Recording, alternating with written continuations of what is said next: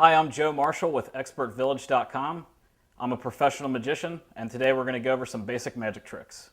This is a card trick I like to do when I'm at somebody's place and they just hand me a deck of cards and say, do a trick. This is the card trick I'll do. I just fan through, have them pick one. Say they select, for example, the 7 of hearts. I say then go ahead and place the card back in the deck anywhere you want. They do. They push it in. And then I ask them, do you want me to try to find your card and put it face up in the deck or face down in the deck? I usually bring it forward, and whatever they say, it doesn't matter. Say, for example, they say they want it face down.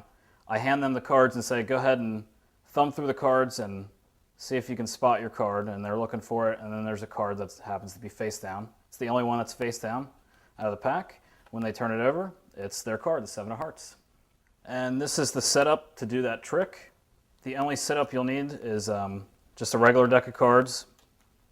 You can give them a shuffle, it doesn't matter. But before you actually start the trick, you're going to want to take the bottom card and turn it face down like that, so you have this type of thing happening. So all the cards are face down except for the bottom card. You want to get into that position without anybody seeing you. There's ways to do that I can go into later, but for now we'll just move on. You want to fan out the deck.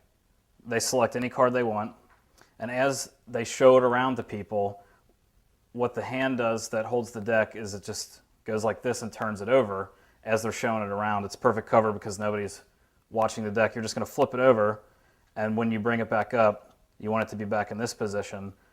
So when they're finished showing their card and they put it in the deck, they're actually putting it in the wrong way, but it looks like they're putting it in the proper way because all the cards look oriented in the same direction. So they push it in, and the only thing you need to do behind your back now is when the cards go behind the back, you're just going to do this type of thing where you deal off the first card and flip it over, and then you bring it back around like so. So all the cards are fixed again. You basically just flip that over.